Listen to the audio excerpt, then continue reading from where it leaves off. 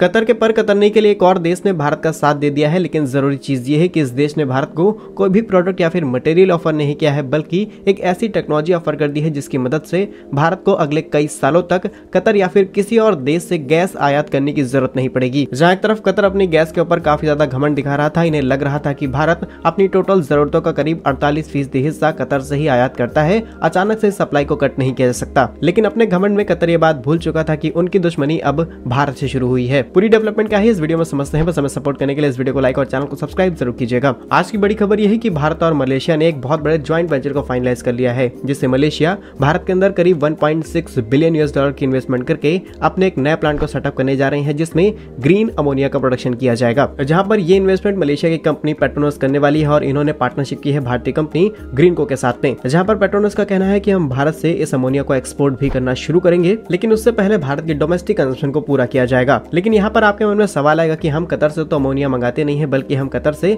Natural gas import कराते हैं। तो अमोनिया के कुछ इंपॉर्टेंट एग्जांपल सुनिए। अमोनिया का इस्तेमाल करते हुए इलेक्ट्रिसिटी जनरेट की जा सकती है, जनरेटर्स ऑपरेट किए जा सकते हैं, transportation, locomotive, shipping, heavy good industry, train, aviation, हर एक इंडस्ट्री में इसका इस्तेमाल किया जा सकता है। और भारत की निर्भरता कुछ इस कदर है कि आज भारत में करीब 62 यानी कि 62 गैस बेस्ड पावर प्लांट्स हैं, जिनकी टोटल कैपेसिटी करीब 23,845 मेगावाट है और ये भारत की टोटल कंजम्पशन का करीब 6% हिस्सा अकेले प्रोड्यूस करते हैं। अब आप सोच करके देखिए कि इन गैस पावर प्लांट्स के अंदर कितनी भारी मात्रा में गैस का इस्तेमाल किया जा रहा है। और अगर भारत इस गैस को रिप्लेस करके अमोनिया का इस्तेमाल करे तो हम ना सिर्फ हम क्लीन एनर्जी का इस्तेमाल करते हुए पावर जनरेट करेंगे, बल्कि हमें इंपोर्ट करने की जरूरत नहीं पड़ेगी। और उससे भी ज्यादा इंपॉर्टेंट चीज ये है कि आज भारत दुनिया का तीसरा लार्जेस्ट अमोनिया प्रोड्यूसर है और सेकंड लार्जेस्ट इंपोर्टर भी है। जहां आज भारत ने अपनी प्रोडक्शन कैपेसिटी को बढ़ाने के लिए, इंपोर्ट्स को कम करने के लिए ये बड़े ज्वाइंट वेंचर को फाइनलाइज किया है। और मलेशिया की कंपनी पेट्रोनस के साथ में भारत ने जिस ज्वाइंट वेंचर को फाइनलाइज किया है, ये कंपनी ऑलरेडी दुनिया के 100 से भी ज्यादा देशों के अंदर अपने मल्टीपल बिजनेस ऑपरेट कर रही है। और अगर हम ट्रेड और बिजनेस को एक साइड कर दें, उसके बावजूद भी मलेशिया भारत के लिए